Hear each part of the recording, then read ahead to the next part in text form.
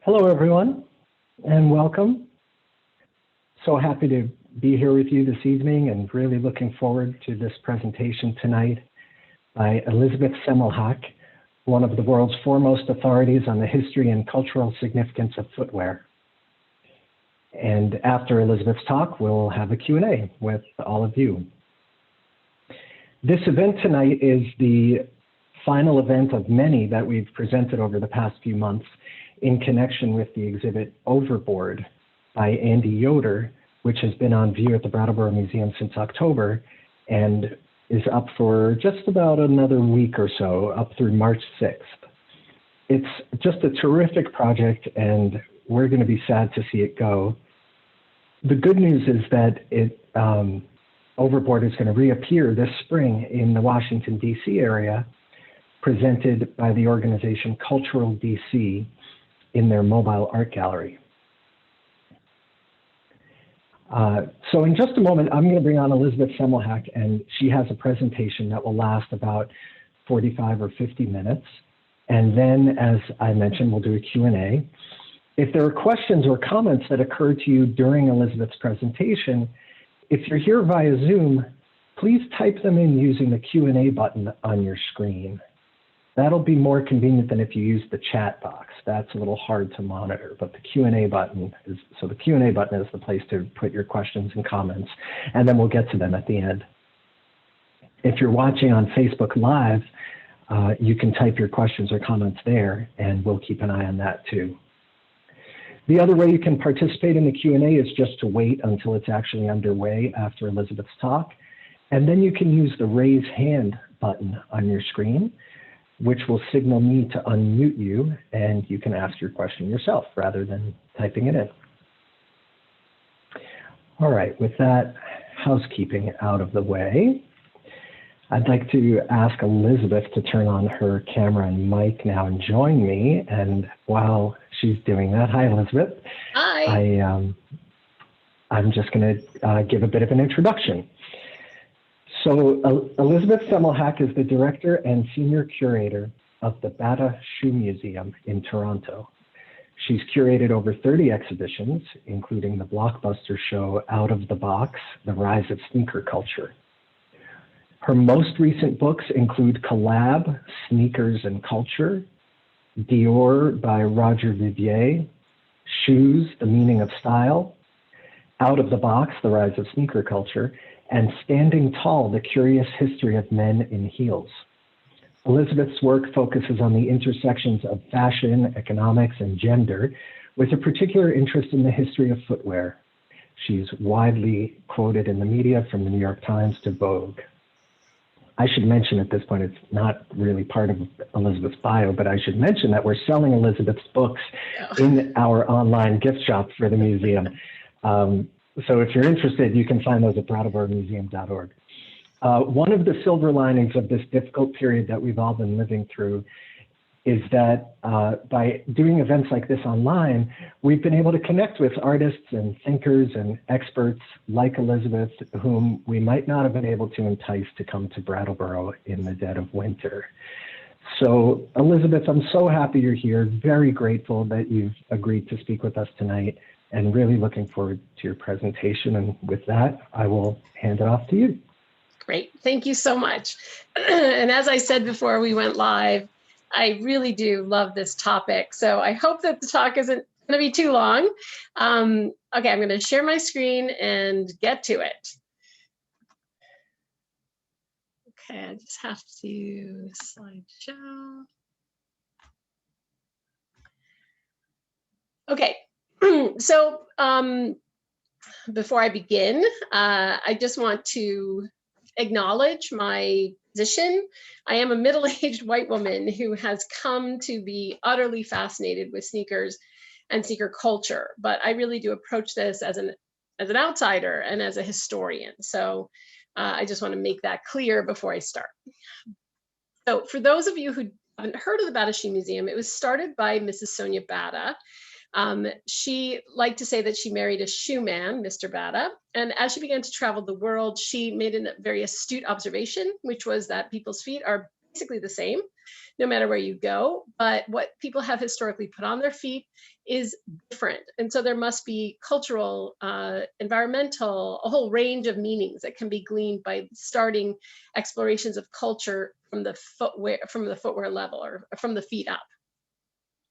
So she began collecting and collecting and collecting, and we now have over 14,500 artifacts in the collection.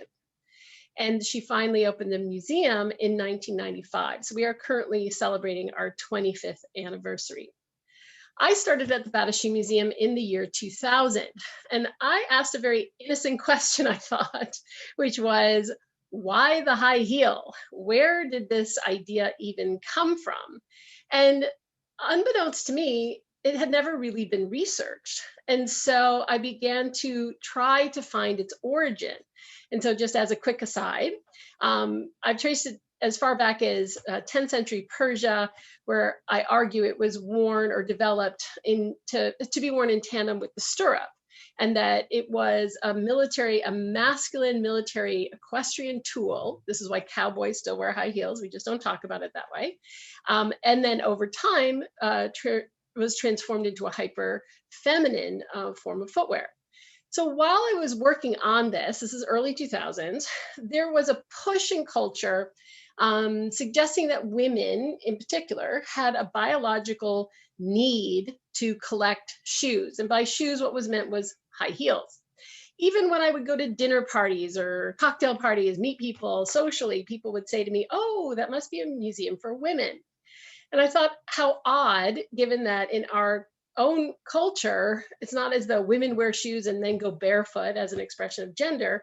And it seemed that no matter what, everybody who was making these statements was ignoring people who collected sneakers, which is generally men.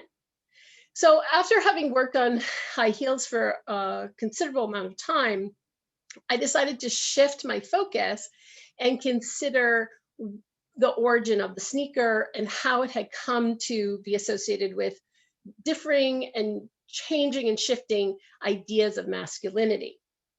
So I always do want to understand the origin of a form of footwear. The high heel, for example, I still haven't found when it actually was first invented, but I have gone as far back, as I said, to 10th century Persia. The sneaker, you don't have to go back that far. You only have to go into the 19th century. So it happens that sneakers could not have been created without rubber. Rubber is the sap of a tree, like maple syrup.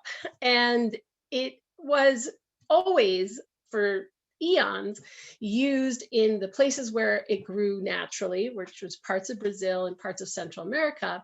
And so there was already a keen understanding of the cultivation of rubber. You can tap a rubber tree. You can see on the side, this is a tree being tapped every other day, and you get about a cup of liquid. It comes out as latex, as rubber. And then it could be made into rubber balls, which you see on this Maya vessel here. This is in the middle of a ball game. You can see how large that rubber ball is. It was also feet were dipped into it to make waterproof coverings for feet. It was used to cover garments to add waterproof qualities.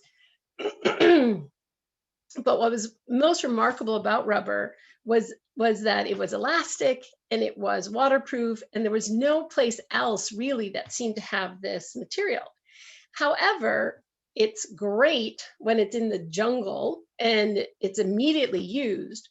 But when you take this latex liquid and ship it to, say, France, by the time it gets there, it's dried out. And Europeans, while they found it an intriguing material, decided that it really was just good for rubbing out pencil marks. The reason we call rubber rubber is because it's related to being an eraser. However, there were some people who thought that rubber and its qualities could be made into something mass-produced. The first sort of attempt at this was to make rubber overshoes. Here you can see a pair of rubber overshoes there. They've hardened over time, but they were made in Brazil using Western shaped shoe forms called lasts. And the indigenous people who were employed, many forced, would dip the last into the latex over and over again, sort of semi-cure it over a fire. And then small girls actually were hired to do this decoration on the vamp of these shoes.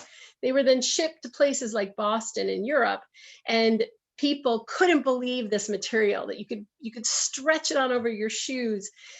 It was a remarkable discovery. But then people did things like put them in their attics for the winter and they fractured in the cold, or they left them outside in the hot summer sun and they melted. And so this rubber craze, which is what it was called, began to fade. And in fact, I also want to point out that these rubber shoes cost 5 times as much as a quality pair of leather shoes. So they really were a luxury item. There were still people, though, that believed that rubber had great potential. And one of them was Charles Goodyear. He tried, and maybe he borrowed, maybe he stole some ideas of adding sulfur to boiling latex. And by doing so, he found out that he was able to create a product that offered the flexibility, the waterproof qualities, but it also had stability. It did not melt. It did not crack in the cold, melt in the heat and crack in the cold. And so he created what we now call vulcanized rubber. And once he did that, everything changed. Rubber became central to industrialization. You know, we think of the 19th century as the industrial age, and industrialization gave birth to industrialists. You can see many of them in the foreground of this image. And industrialists wanted to prove that they had arrived. And so one of the best ways that industrialists could show that they were now part of the privileged class was literally to play. You have to remember that this is before the 40-hour work week and ideas of weekends. The haves got to have play, the have-nots did not. And so the industrialists began to make their own market, basically, for this new form of footwear called the sneaker. The revival of tennis in the 1870s was part of this industrialist interest in expressing leisure. And so not only did they create these beautiful lawn tennis areas in the mansions, on the side of the mansions that they built, but they also now had special clothing to wear specifically for tennis. And tennis was something that could be played by both men and women. And so special tennis shoes were something that the upper classes were able to afford. Now, remember, rubber was quite expensive at this time. And so tennis shoes really did reference status. So many people think that sneakers started out as something sort of cheap and cheerful, but in fact, they start out with this very clear connection to ideas of upper class leisure. In fact, here you can see this is a Tissot. Now, don't get me wrong. The gentleman in the foreground is not wearing a pair of sneakers. He's wearing a pair of Spectators. Spectators were sort of bold, two-tone shoes that men, upper class men, would wear to express that they were on their own leisure time. But early sneakers were crafted to look like those upper class Spectators. And so this language of privilege sort of infuses the early history of sneakers. But I should also mention where the term sneaker comes from. So sneaker comes from, it's actually a British term that was used in women's prisons about female guards that would sneak around wearing rubber overshoes at night to look in on prisoners. But by the 1880s, American teenagers began to use the term sneaker for the fact that you could pad around noiselessly wearing these shoes. And they do begin to kind of be associated with the idea of sneaking in terms of criminality, another sort of long-lasting thread in the history of sneakers. So another sort of side effect of industrialization was this huge shift from people going from the countryside into cities. And there was a great fear that all of a sudden, all of these young men who were leaving home and coming to the Sin City would be distracted, would gamble, would do things that were inappropriate. And so the YMCA was created, the Young Men's Christian Association, to be a place where men could exercise their passions and put them to good physical use. Their body as a temple, muscular Christianity was all part of this idea. And sneakers began to be important within this context as well. You push it even further when you think about all of these country boys and country girls coming into the city. We also saw in North America huge numbers of people coming from Europe to press into the cities where industry was booming. And there became a huge fear that the people from other cultures and other countries that came and crammed themselves into our cities were bringing with them all kinds of contagion, both physical and moral.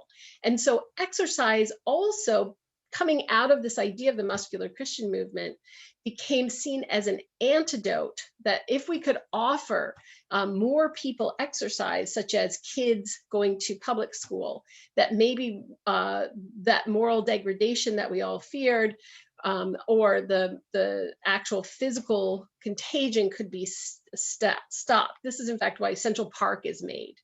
Central Park is created as a place to allow for fresh air and people of all classes to exercise. And so sneaker production, which starts out for the wealthy, by the end of the 19th century, more and more people are able to access sneakers and the price becomes much, much lower.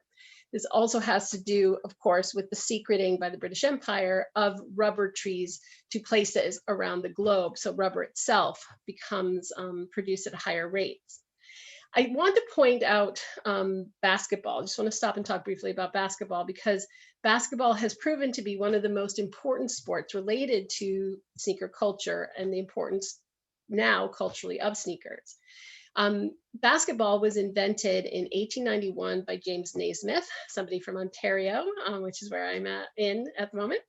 And he was asked by the YMCA to create a game that could be played in small spaces that could be used to dissipate vigor. He ended up creating basketball as we know it. And what was important about this game was that it really could be played in a very confined and small space. So it didn't need a football field, a baseball diamond. It just needed a small amount of space. And that made it very, very popular in urban environments. I also want to point out, and I still am working on this, I'm working on a book on women in sneakers, and there's some suggestion that the very first game may have actually been played by women. Women in the 1890s were fully, particularly upper class women and privileged women, were encouraged to exercise for their own vigor and health. And so basketball becomes incredibly popular and important in women's colleges in America. And here you can just see one of those college teams. They're just called the girls basketball team. This is an image from New York City, Carnegie Park, and you can see that there's very little equipment needed to play basketball, and the space needed is also very, very small. And so what ends up happening is that basketball begins to sort of move like fire across the US as a very, very popular game. In fact, it goes global quite quickly. And when you see a sport like that be taken up by so many people, then you are able to also see companies begin to make specialized footwear.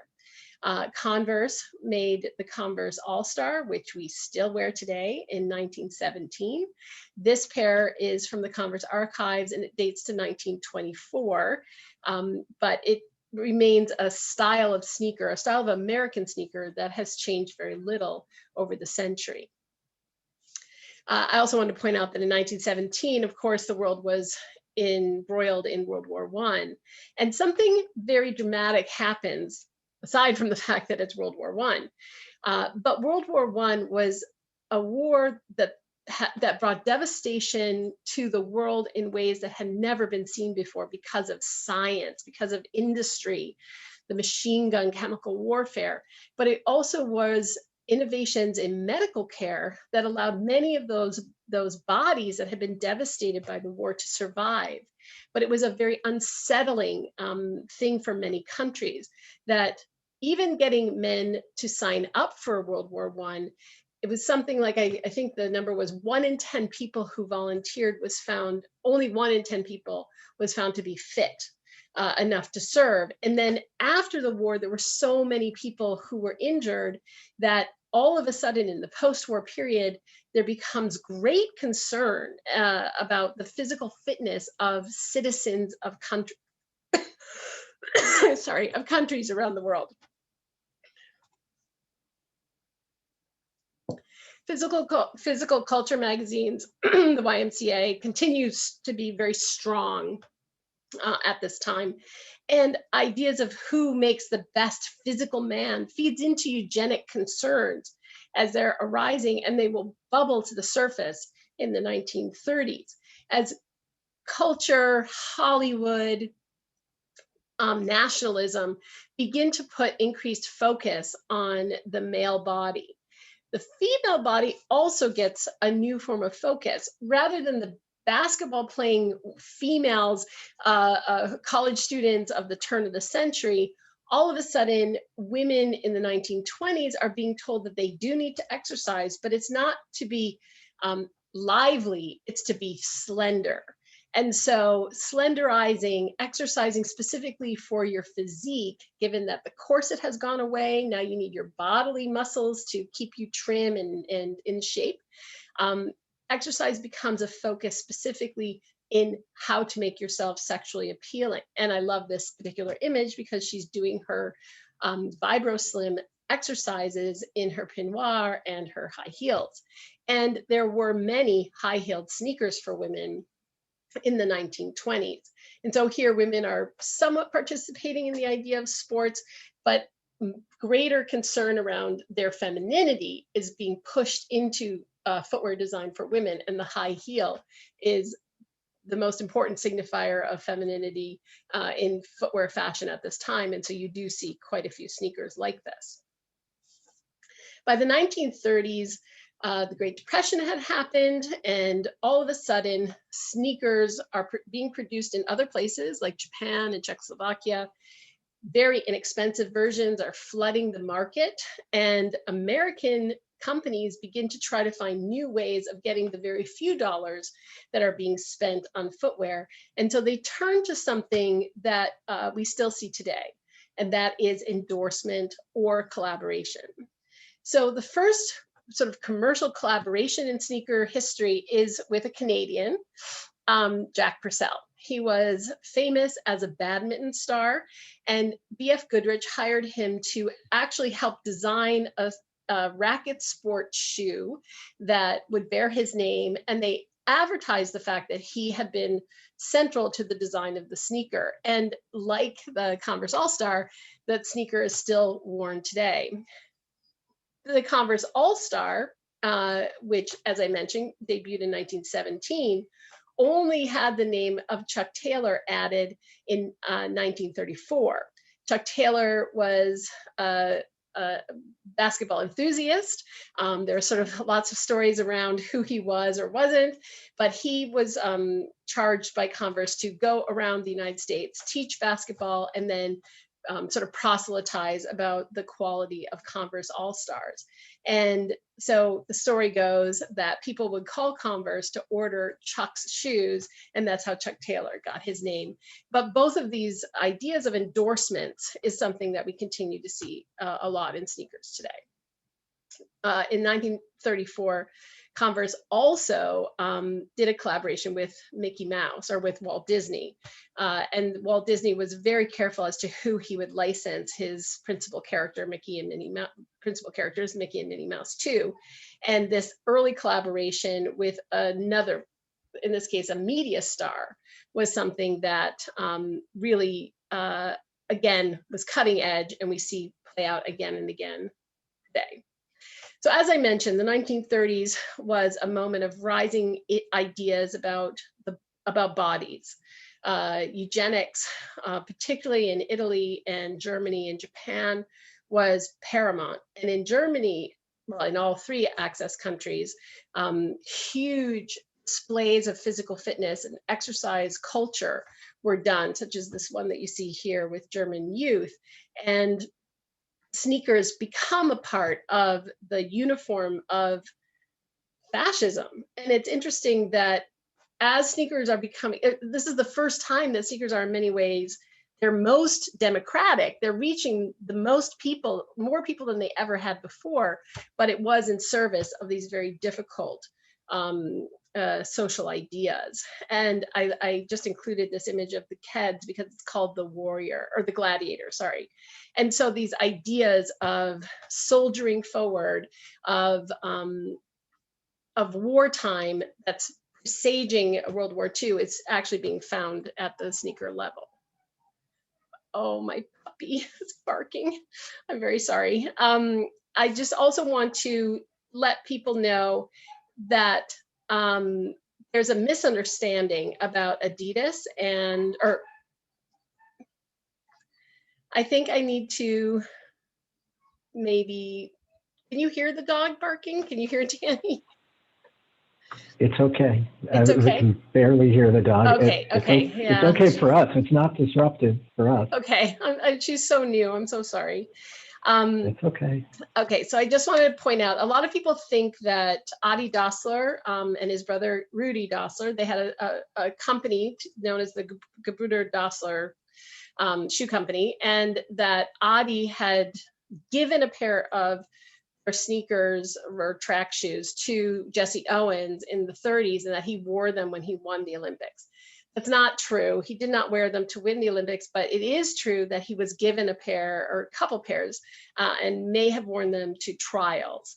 And what's interesting about this moment is that people wonder what could have happened in terms of endorsement, right, if World War II hadn't happened.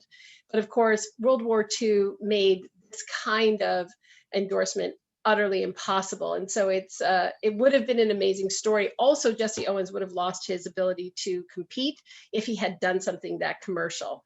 So it's just one of those myths that needs to be challenged. When World War II actually did hit, rubber production had moved almost completely over to Asia, and the Japanese took control of the rubber production quite immediately, leaving American companies with very little rubber have access to, and they needed it for wartime rafts and masks and all kinds of things. And so all sneaker production was stopped. But it's interesting to note that companies like Keds in particular tried to stay relevant by showing that Keds, while they would have been worn by young men or young boys prior to the war, were now focusing on helping the war effort by making jungle boots. And in fact, their innovations in jungle boots did serve in the subsequent Vietnam or Korean and Vietnam wars. After World War II, however, particularly in the United States, there was a baby boom. Youth culture becomes marketed to, and sneakers become the footwear of choice of many, many young people, both boys and girls, or men and women. For girls, there was a lot of play with decorating their sneakers. The idea of artistry on shoes actually starts out as a female idea. And for men, it was skippies, as you see the young men wearing here, or the very American sort of Converse high top look. So things aren't really changing much in terms of sneaker design in the US, but they are changing in Europe. Adidas, which once Adi and Rudy Dassler split ways, Rudy created Puma and Adi created Adidas. And so here you can see a beautiful record by Adidas from the 60s. And it doesn't look anything like an American shoe. It's not a canvas upper, it's leather. It's in a bright blue.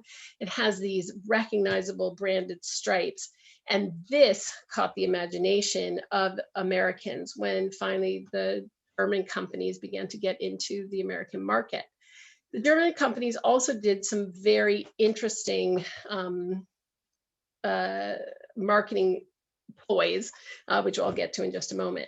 The other thing too that happens is that those young people in the 50s grow into the adults in the 60s and the 70s, and the me generation that arises becomes very focused on ideas of physical fitness, but not physical fitness in service of your country or eugenics or nationalism, not physical fitness in terms of Christianity and the body as a temple, but physical fitness in how to basically compete against oneself and make yourself the best you can be.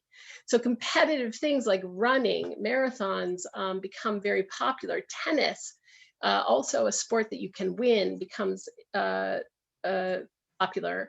And it's at that time that the American company Nike gets into the game. They start with the Cortez in 72, and they make it in leather like the European companies, the German companies. It's got that aerodynamic look. It also references Japanese designs that were coming out about, and very within short order, because they make such eye-catching shoes, there's this sort of shift between, or this easy move between fashion and fitness, as you can see Farrah Fawcett here skateboarding wearing a pair of Cortezes, and this this sort of interest in fashion, or the fashionableness of or the athleisure qualities of these sneakers, is also something that continues to play out in sneaker history. But the most important thing that happens in the 1970s is that there is a focus within the boroughs of New York specifically on basketball, on sneakers. It leads to hip hop and breaking, and I'll get there in just 1 second. The other thing too is that both Puma and Adidas, here you can see Adidas, begin to offer signature shoes to athletes who are connected to New York. So Kareem Abdul-Jabbar gets the Adidas Jabbar, and Walt Frazier gets the Puma Clyde. What's most important about this signature shoe is that Walt Frazier wasn't just an amazing New York basketball player. He was also consistently on the best dressed list. And so when Puma comes out with the Puma Clyde, it is in buttery soft suede, in beautiful colors, and there is absolutely no conflict of interest in wearing them either on the court or for fashion. And so while these steps are being taken by Adidas and Puma, you also have the invention of rapping, you have competitive dancing, breaking, which is as athletic, you could argue, as basketball, also requires footwear that stays on the foot and that makes the dance moves possible. And so you can see the young man in the red coat is wearing a pair of Puma Clydes. And so you begin to have this really interesting intertwining of all of these ideas. And many people will talk about the sort of the watershed moment in sneaker culture being when Michael Jordan signs with Nike. But I would say that it's actually in part when Flashdance features the Rocksteady crew. Flashdance was one of the most important films of the early 80s. And all of a sudden, breaking becomes a dance form that is taken worldwide. But talk about that watershed moment. When Michael Jordan is signed with Nike in 1984, Nike begins to make a signature shoe for him. And Nike had been very focused on the me generation and running and runners, and they had been a little late to the basketball game. And so they weren't sure if this was the right step to take, but it really was a brilliant move. And they ended up making very colorful shoes for Jordan, and the Air Jordan 1, which is what we call it now, sold out instantly. They were also very clever in that they followed up each season with a different iteration. So rather than like being the Converse All-Star, which was unchanging, or the Stan Smith, which is unchanging, they made it part of the business model that each year the design would change. The other most important moment that sort of brings this connection between basketball and rap together is when Adidas signed Run DMC. They were already wearing the Superstar. It was already a principal feature of New York City fashion. But And their manager, Russell Simmons, said that they should ask Adidas for $1 million. And so they invited Adidas executives to Madison Square Garden, and they had a song called My Adidas. And when they were singing it, they asked people in the audience to take their Adidas off and wave them in the air. And that's when Adidas executives realized the market that was available if they just would pivot away from focusing only on athletics and considered lifestyle. But other things were happening in the 1980s as well to make sneakers increasingly important. Sort of a follow-up to those ideas of the me generation of how can I be my best was expressed by the $6 Million Man, where technology was what was going to make him superior to all others. And by the 1980s, you have the invention of the personal computer. You have the personal computer and ideas of computerization even entering into sneakers. The reason why I'm wearing a Fitbit tonight is because of the work that was being done by people like Peter Kavanaugh when he invented the RS computer shoe, which he generously donated to the museum. The personal computer also began to find its way into everyone's homes, and computing seemed to be something that the younger generation understood. The suited businessman, I used this is 2005, I believe, the ad, or 2006, the I'm a PC and I'm a Mac. The I'm a PC guy in his business suit, starting to feel very old fashioned. And the cutting edge future is being worn by, or is being, the cutting edge future is being represented by those who are younger and those who are sneaker wearing. I would argue that this is why sneaker startup companies generally feature people that are dressed more casually and often sneaker shod. Another major event to change the importance of sneakers for us culturally is the introduction of Casual Friday. Casual Friday asked men to do something that they had never really done before. Women have to show up to work or to every party or to go shopping in something different from every single woman that they come across.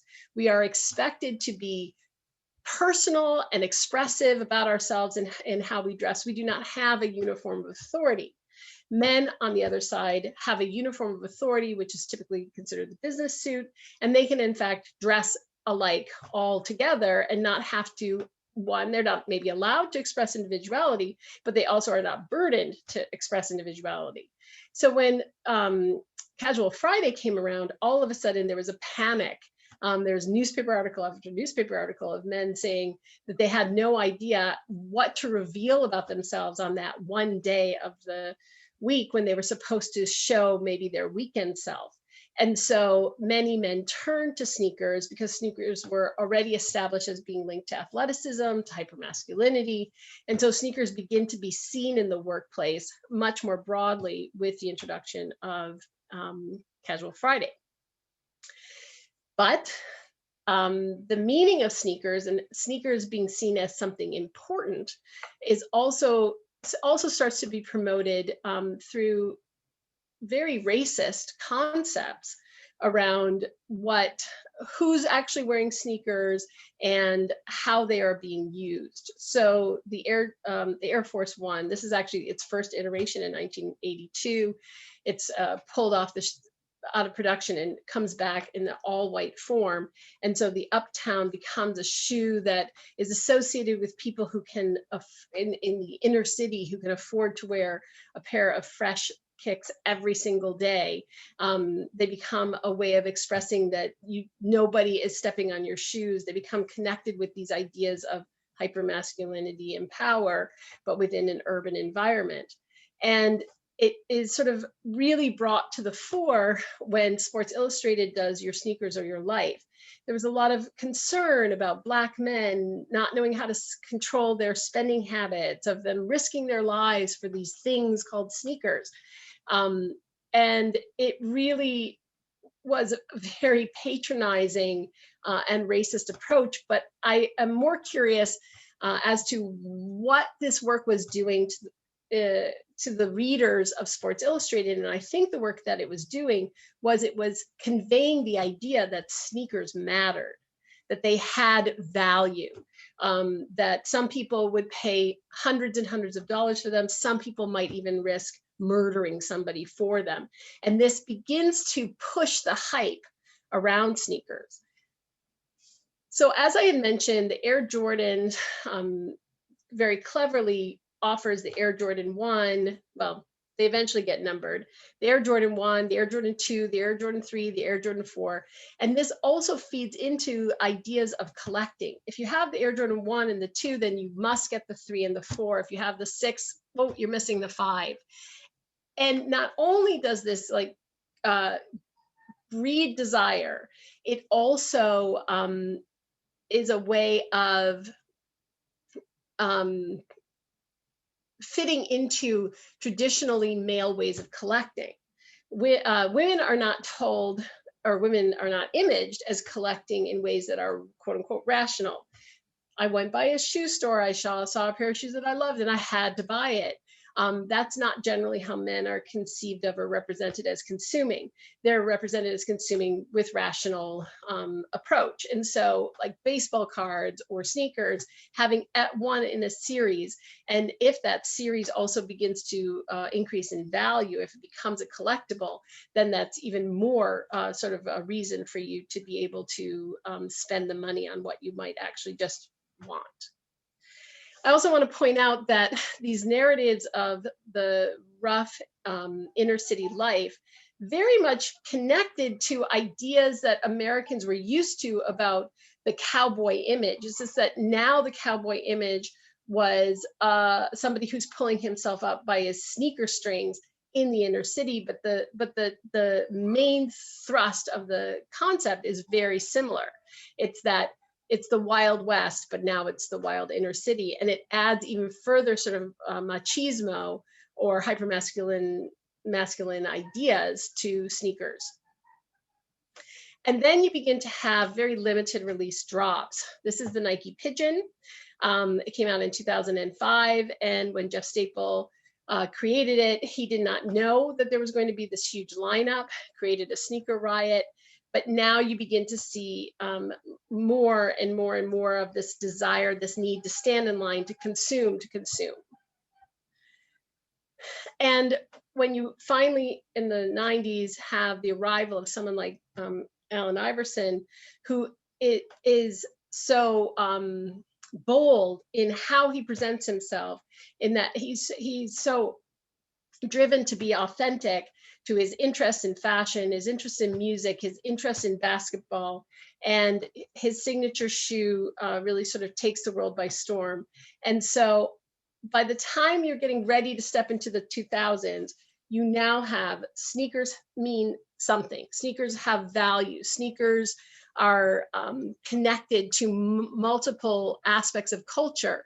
And so this step into the 2000s really leads to an explosion in sneakers and sneaker design. One of the most important things, I think, is the interest that high-end fashion houses begin to have for sneaker collaborations. This Chanel Reebok collaboration is from 2001. Yohji Yamamoto began to collaborate with Adidas. He still has his own line with Adidas. Christian Louboutin. I find this the most interesting because Christian Louboutin was so famous for making high heels for women. And then when he came out, I think it was 2011, with sneakers for men, his brand was very feminine, and typically men turn away from anything that has female association, but men were lining up to be able to buy these very, very expensive high fashion sneakers. It's also important to note that musicians also continue. Run DMC signs with Adidas in 1986, but Kanye West began to make waves with sneakers in the 20-teens. This is a more recent Yeezy model done with Stephen Smith.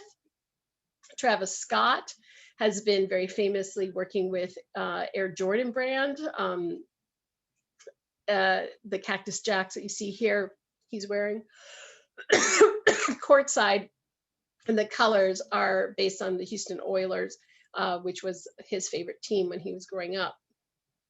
LeBron James is himself a superstar basketball player, and sort of rivaling Michael Jordan, but he's not just a basketball player, he's also a fashion icon. He's the first African-American man to be on the cover of Vogue, and here he's sporting a pair of Travis Scott Cactus Jacks. And so you again continue to see this incredible interlacing of all of these topics and together. This is a pair of his Stewies that he has. And, here you can see there's a comic book reference. It's referencing Stewie from the Family Guy, but it also looks like Liechtenstein. And so sneakers are also increasingly being attractive as surfaces that artists can work upon. Tom Sachs, who I went to Bennington with, just down the road from you guys, is an artist, American artist, who's very interested in the artist's hand. And so it was interesting to me when he began to work with Nike, which mass produces shoes, and how was he going to make sneakers that continue to look like they were handmade. I thought it was also interesting that he begins to shift the focus as to who he's making sneakers for. In this case, he's making sneakers for sort of the greatest minds as opposed to the greatest bodies. Chantelle Martin is a wonderful artist who began by drawing on all surfaces, including her sneakers. That's how I was introduced to her. And a while back, she did a collaboration with Puma. And what I think is interesting about her work is that you can take her work and now you can have it, you can wear it. It can be a part of your own self-expression and wardrobe. It also speaks to the increasing numbers of women who are being allowed into sneaker culture or welcomed into sneaker culture. So I also wanted to point out that it was in 2013 that I did Out of the Box: The Rise of Sneaker Culture. And so by 2013, it seemed to be a reasonable topic to look at sneakers and their history in a museum setting. Of course, that seems reasonable for us. We're a shoe museum, but then the sneaker exhibition did travel. It opened in 2015 at the Brooklyn Museum, and these are just a couple shots from that. And it traveled across the United States. It went to Australia, and over 550,000 people saw it. Today, this is that staple pigeon that I had shown earlier from 2005.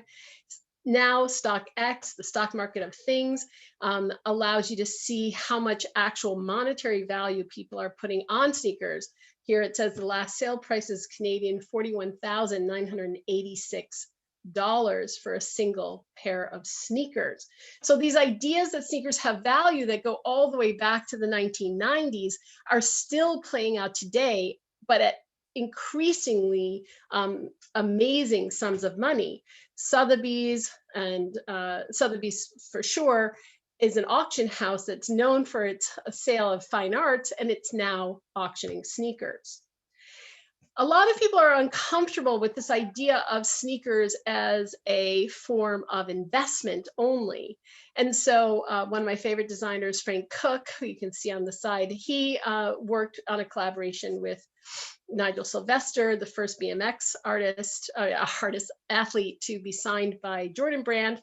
And so one of the things that makes Nigel so famous is that he wears a GoPro whenever he bikes around the world. And so when you are watching him bike, it's as though you are him. And so what Frank did was he asked Nigel for a pair of sneakers, and he saw that because BMX bikes have no brakes, that he used his sneakers in a way that wore them out in a certain style.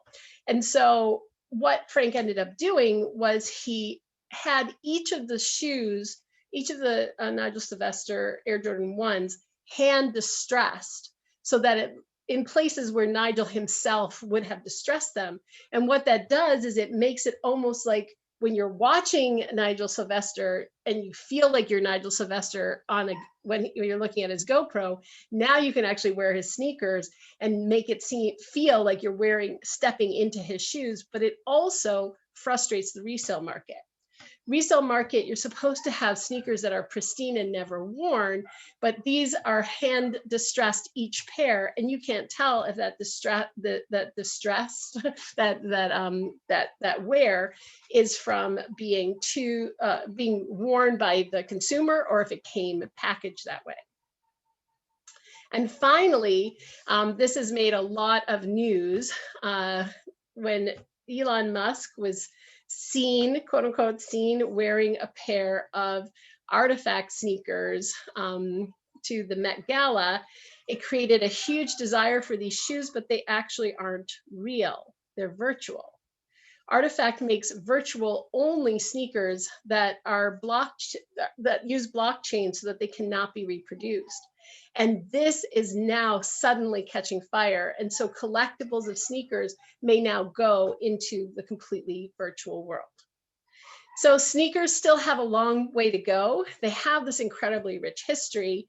And I'm very interested to see where sneakers will take us in the next decade or so. Thank you very much.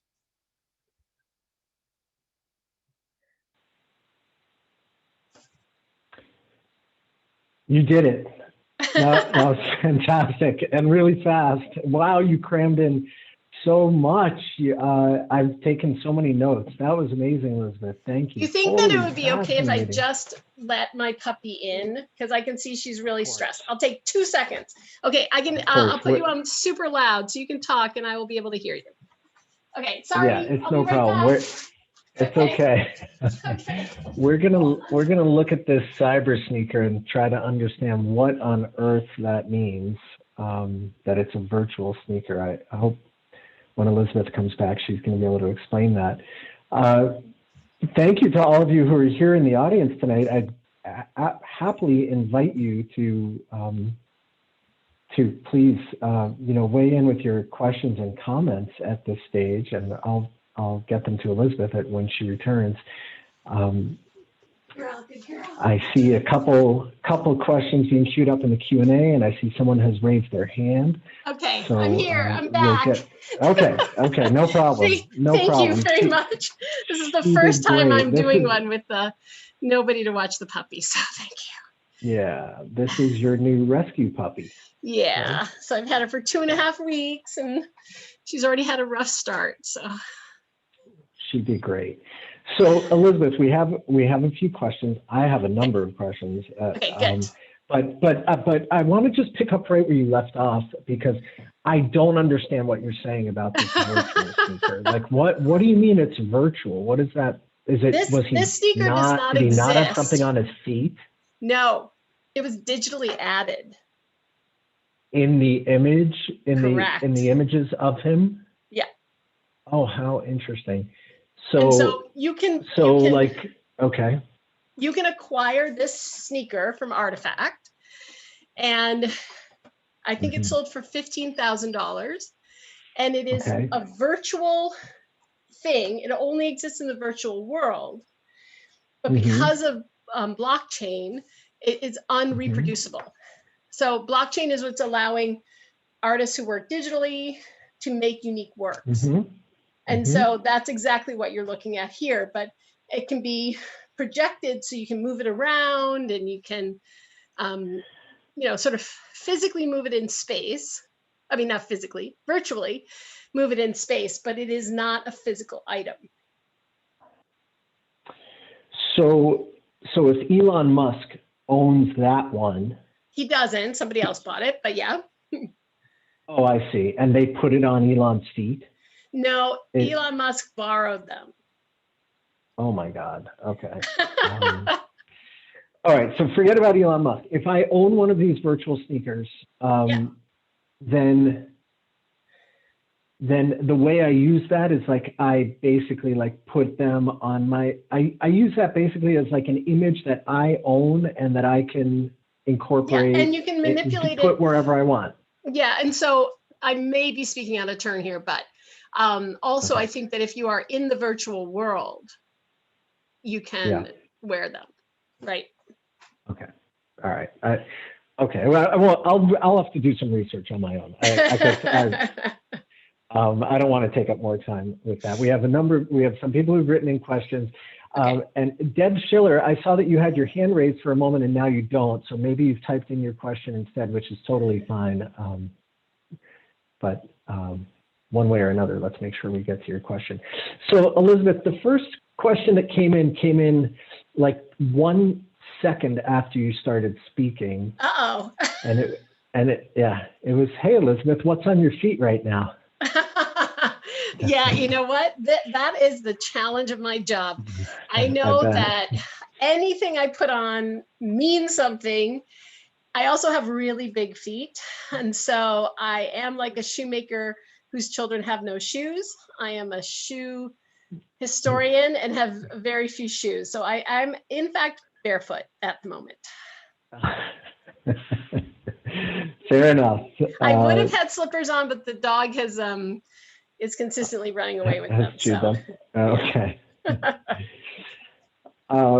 Katie writes, that was fascinating. I happened upon your talk by chance and loved the history. As a middle school art teacher, I have so many students who love sneakers. Who knew there was so much history about it? Yeah. And I think one of the things too that I would say is when I opened out of the box, the people who came, sneakerheads are already historians. Like the whole point of like a sneakerhead is a form of cognoscenti. It is about knowing the history. And so they are already intrigued by history. And I never had museum visitors read every single label, stay for hours. And truly, like the future of museums, this is a group that is so interested in history. It's wonderful. Well, I believe you. That doesn't surprise me. We've at the Brattleboro Museum, we've gotten just the tiniest glimpse into that through this temporary exhibition that we've had up of these. They're not real sneakers, even made by Andy Yoder. They're, but wow, people have latched onto that and been so fascinated and immediately drawn to the cultural and historical connections and context. Yeah, and people will sometimes say to me like, shoes don't matter, and I'm like, right. If someone's wearing a pair of Birkenstocks and you think you can tell how they vote, if they believe in recycling, if they're vegan, just by looking at their shoes, shoes are telling us a whole bunch. Yeah, well, and shoes don't matter, sure, in some sense, except. Except for when you're asked to put on the wrong pair. Well, exactly. Or we just have shoes that we love. And so, already if they take on that kind of significance in our lives, well, then they matter, on that level. Dan writes, this was a phenomenal talk. Thank you. Thank you, Dan. Katie asked, but what was Elon wearing under those? That I actually don't know. Yeah. Deb writes, this presentation was absolutely wonderful and interesting. Thank you so much. I've always worn tennis shoes, which is what a St. Louis, Missouri girl calls them. I moved up to Canada from St. Louis. Oh, did you? Yeah, and in fact, I have friends. Sneakers is a very regional term. It is mostly East Coast. It kind of goes to Ohio. And by the time you hit Ohio, it becomes tennis shoes. That is so interesting to me. And I was just having this conversation with a friend recently who calls them tennis shoes. And I was sort of teasing her that's so old fashioned. Cool kids say sneakers. Oh, they do? Well, but it's just because I grew up in the New York area and I never called them anything but sneakers. But it's interesting to me that tennis shoes still today doubles as a term in some areas for sneakers. Like they mean exactly the same thing. Correct. And yet they relate to this specific moment in the history of sneakers when they were literally tennis shoes. And that was a long time ago already. I know. I always have a hard time when someone's talking about Air Jordan 1s or whatever as tennis shoes. I'm like, but they're for basketball. Right. So interesting.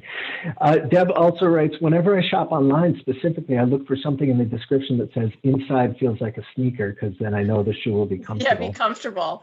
And I think that's another thing too, which I didn't really talk about in this talk, is women's increasing participation in sneaker consumption and sneaker culture, part of it was an active sort of keeping women out, where the main companies just refused to make the most desirable sneakers in women's sizes.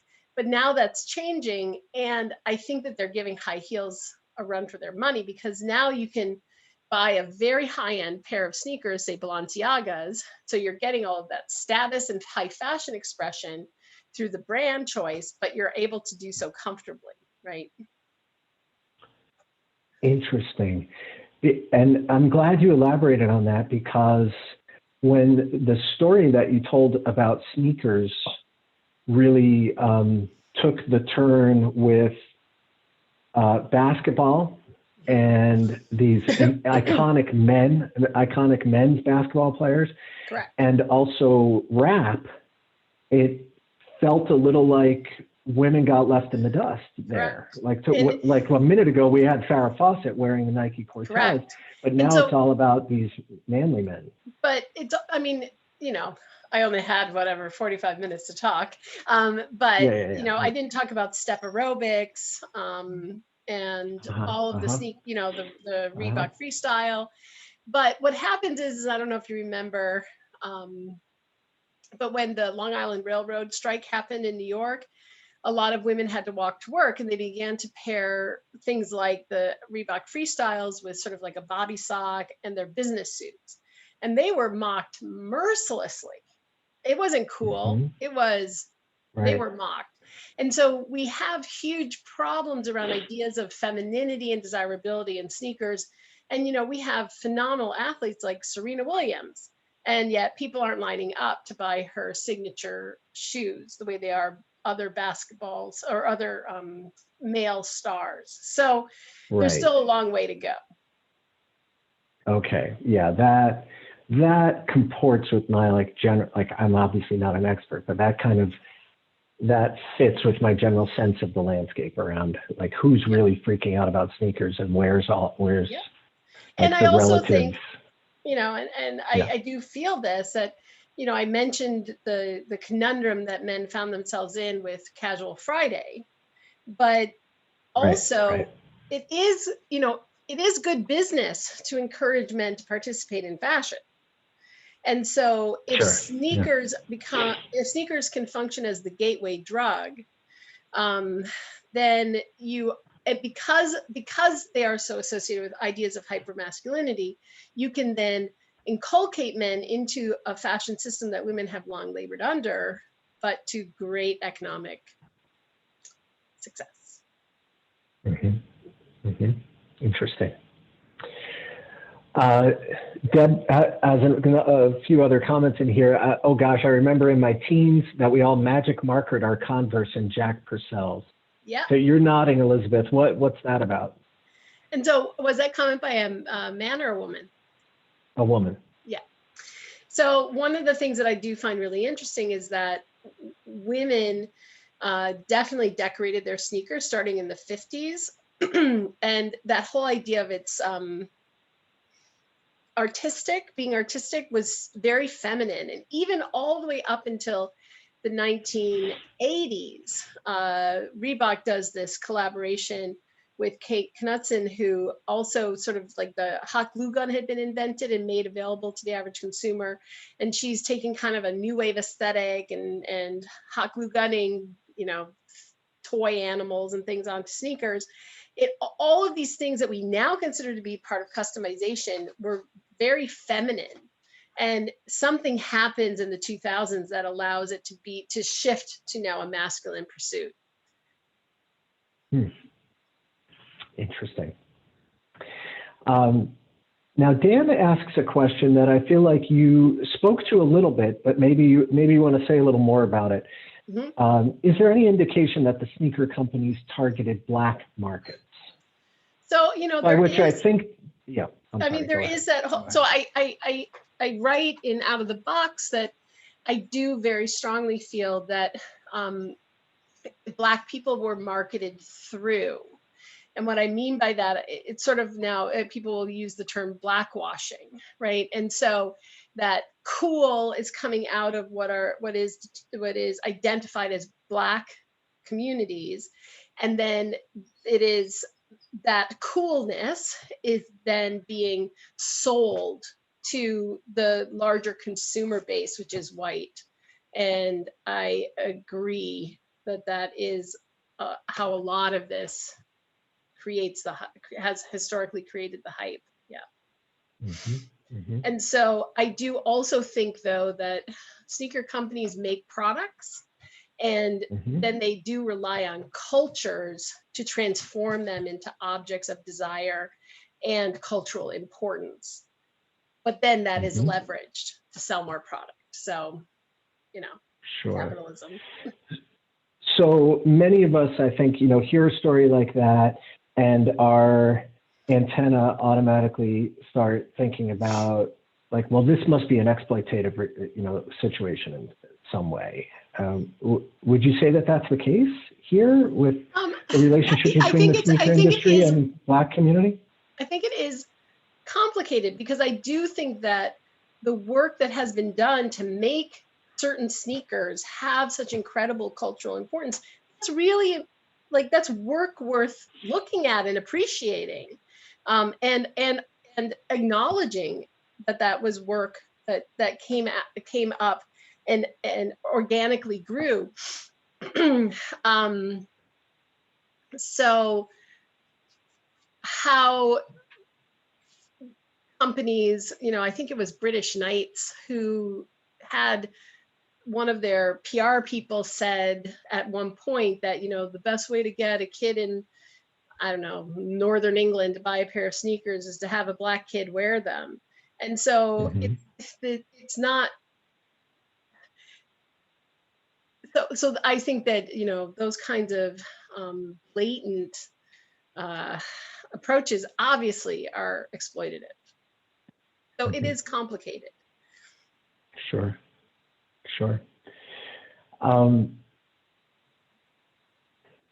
I have a couple questions that okay. Are you okay fielding a few more questions? Is the puppy doing okay? Yeah, okay, Hildy is great. just sitting here. And I just want to mention, Elizabeth, we're still sharing your screen with the cyber sneaker. So I think what people are seeing is the cyber sneaker large, and us maybe just a small little talking heads. If you want to have that up, it's fine. No, it's okay. I mean. Oh, I'm sharing screen. No, I don't want to share. Stop share. So if you just stop share. Yeah, sorry. Sorry. No, it's okay. I didn't even think about it.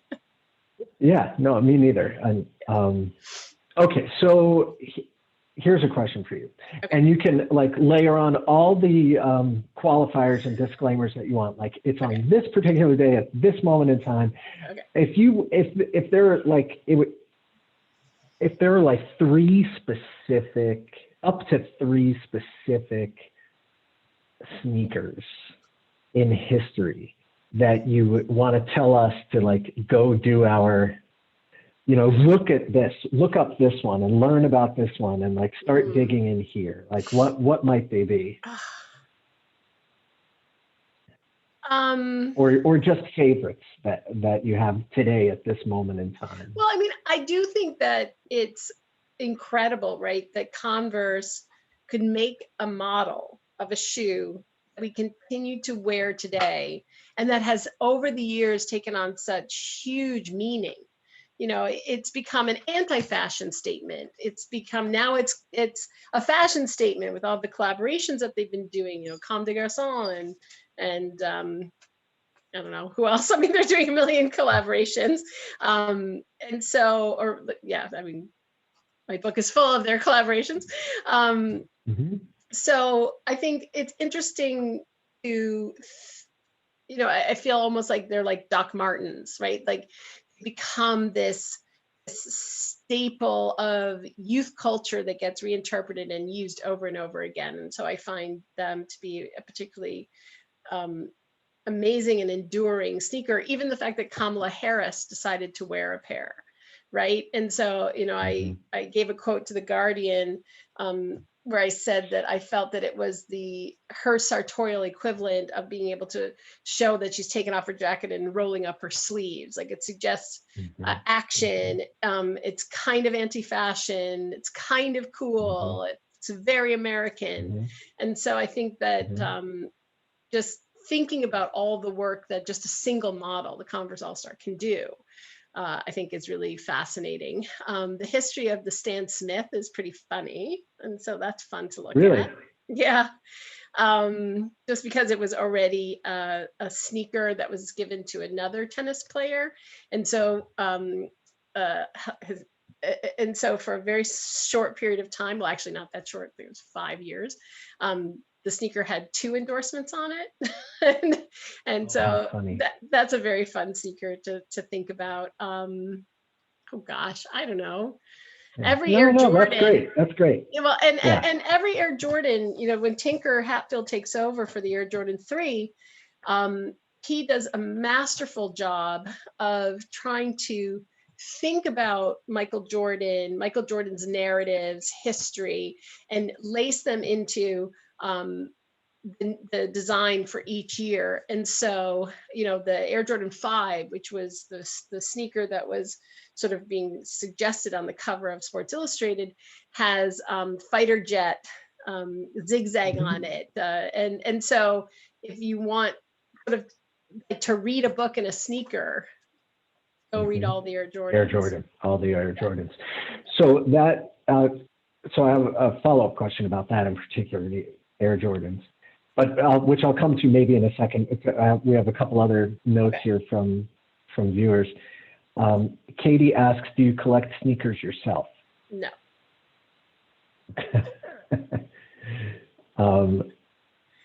You get all the benefits of engaging with these incredible sneakers without having to collect them yourself. Yeah, like I said, I just don't have the time to shop. And so, yeah, I mean, and also that's too, I think it's important for me to situate my own self, right? I'm doing sneakers because I'm a shoe historian. How can I not do sneakers and call myself a shoe historian?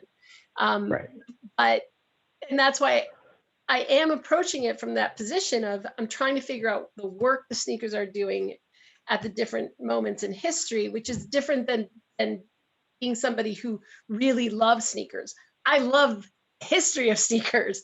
I also love sneakers too. But what I'm doing more is getting more articles and reading more articles and looking at newspaper clippings and things like that. Like that's what I collect probably. Sure. Yeah. Understood. So back to the Air Jordan for a moment. The exhibit that we have up at our museum is a collection of handmade replicas of Air Jordan 5s, made from recycled packaging materials. And we've never experienced anything like the kind of interest from major national and international media that we got for this exhibit. And so the writer for Sports Illustrated contacted me, and in the course of the conversation, he made the point that he's hard-pressed to think of another object that has anything close to the kind of resonance that the Air Jordan has in sports and in fashion and in music. Like it's this cultural icon. And we kind of like spent a few minutes trying to think, like, can we think of another object that has such powerful resonance in such disparate parts of our lives? And we couldn't think of anything. Yeah, I mean, Air Jordans really were a game changer. I think you can't discredit what happened in the 70s and what happened in New York to really paving the way to make the Air Jordans have the impact that they had. But as I have said, the fact that the Air Jordans are a different model every single year, like they then connect with, oh, I remember I was 13 when the blah came out and I begged my mom for it. Oh, I remember Michael Jordan wore the X when he did Y, or I remember when. And so it is embedded in history. It's embedded in personal narratives. It's embedded in,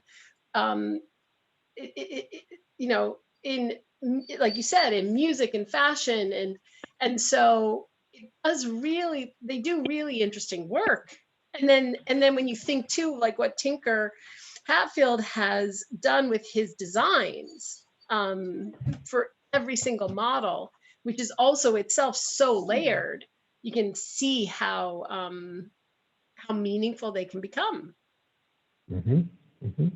Are there still new editions of Air Jordans that come out? Mm-hmm. And is it still Tinker Hatfield? I should know that. Yeah, I believe so. Yeah. Uh-huh. I mean, it's not just Tinker. Yeah, I mean, amazing. Jordan Brand. No, of course. Is, yeah, but yeah. like he might be I creative should actually director know or the something answer to like that question right off the bat. Yeah. But yeah. And there's a lot of collaborations, right, with older models and. Sure. Just as a side note, someone has written in, "Let's see the puppy." Just letting you know that if you want to show the puppy, our audience, I think, will be fine with that. Okay. She's lying down finally. Okay, I'll see what I can. All right, let's not mess with that. Right, isn't it like don't wake sleeping dogs or something? Let sleeping dogs lie. Exactly. There you go. Exactly that, like literally. Well, I now know to not leave her outside my office when I do these. That's sweet. Here's just a kind of a tangential question. I remember traveling in Europe with my family as a kid, like in the 80s. Mm-hmm. And it was definitely a thing that like you could identify the Americans as the ones who are walking around with wearing sneakers, like in their daily life. Like I'm not doing sports or athletics or anything right now, but I'm wearing my sneakers walking around Paris. Surely that's not a thing anymore. Like everybody wears sneakers now. Sneakers, but I think the opening line I have for Out of the Box was something like, there are millions and billions of sneakers made each year, but not all of them are, how did I say it? I don't say it like not all of them are important, but so you're saying only Americans wear the ugly sneakers? Well, I mean, sneakers are worn by everybody, they're worn in many. Honey, come here. They're worn by many professions. They're worn by senior citizens. They're worn by school kids. There are millions of sneakers, but not, that's what it is, but not all sneakers are created equal, right? Sure. So I don't know that you recognize the American tourist because they're all in Air Jordans. Okay. Right. Uh-huh. So is it still the case that outside of the United States that sneakers who's are wearing sneakers and when it's a little different than it is for Americans? Yeah. I mean, certainly sneakers, the sneakers associated with sneaker culture and hype are everywhere. But I still don't know that like an elegant French woman of my age is going to go to a restaurant in a pair of Air Jordans. Right. Yeah. Got it. Elizabeth, the last thing I want to ask of you is for people in our audience for whom the whole sneakerhead kind of mania and the way it exists today, you touched on it a little bit in your presentation. Can you just flesh that out a little bit more for us? And in particular, like these terms out of the box and unboxed, like I've only recently become aware of the phenomenon of unboxing videos. Oh yeah, I do them for the museum with our collection. Oh, you do? Yeah. Oh, cool. Yeah. And I also, now that I've been, now that we've had this exhibit at the museum and I've done so much on my computer searching about sneakers and stuff, of course, like all the ads that I get online are for sneaker things. And so like I see these things that are like new collaborations between Beyonce and Adidas. Can you just tell us? Yeah. Can you just give us a little more of a picture of what like that kind of like sneaker culture looks like today? Well, like where is it taking place? Who's involved and like what are the prices like? Yeah. So I did show on StockX, right? The Nike Pigeon. So there are some extremely rare, highly collectible sneakers that a lot of people are buying just to flip and buying as investments. So just like art. just like just like collectibles, art. basically. And so, you know, I do get asked to define sneaker culture quite a bit. And, you know, I think one, sneaker culture is always shifting. And I do think that, though, at its core are individuals who, as I already mentioned, are historians who understand the nuances. Even I've given this analogy before, but I think of them almost like haiku poets. In Japan in the Edo period, haiku poets would often riff on pre-existing poetry. And so it'd be just like a tiny little change of a word and be like, oh, I see what you did there. And so it's like this intelligentsia that has to know what came before to appreciate the little nuance and shift. And so I do think that that is also a part of it. But sneakers now are so, as is are other elements of streetwear, have become the defining features of high fashion. And so I think there are many, many people who have the pocketbook, and so they can afford to wear something, but they might not be as devoted in their hearts as others. Got it. Got it. Is StockX like a significant marketplace for this whole scene? StockX That's pretty much like. You know, when eBay was invented, I think it was 1995. Right off the bat, people began to look for dead stock and rare sneakers. They had already been looking for dead stock, you know, in places like New York. It was a central part of, I would call, nascent sneaker culture in the 70s. So the idea of trading online developed, really built into the 2000s. And then when Josh Luber created StockX, right, he really took what was already happening and organized it so that it functions like a real stock market. And the prices that can be achieved are remarkable. Yeah. Well, as you showed us. Yeah. We're all going to have to read all your books. Which one should we start with? What's the gateway book? If you're broadly interested in the meaning of footwear, I wrote a book called Choose the Meaning of Style that is with Reaction Press, and it's a little more of an academic read, but I organized it so that there's 4 chapters: sandals, boots, high heels, and sneakers. And then I take the reader through the same historic trajectory. But when you walk through the 19th and 20th and 21st century, looking at sandals, you encounter beatniks, and you encounter vegetarians in the 19th century, and you encounter all kinds of ideas that we still have around exoticism and sandals. And if you walk down boots, you end up with militarism and punk. And so I think that might be the best book to start. Place to start? Yeah. Okay. All right.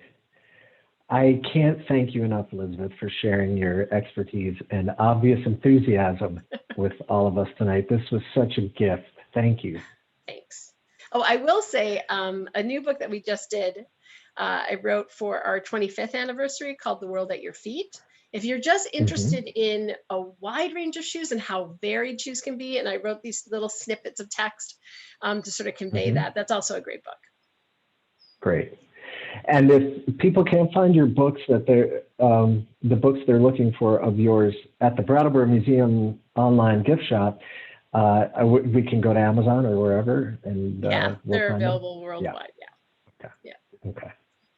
Okay. Well, thank you for having me. Thank you for putting up with oh my gosh, not at all. Thank you. I just have a little bit of business I want to convey to people before we actually sign off here, which is that I want to let everyone know that a recording of this presentation tonight will be available on our website, the Brattleboro Museum's website, within the next day or two. So if you want to share that, and that's brattleboromuseum.org. While you're there, you can check out recordings of dozens of other events that we've presented online over the past year.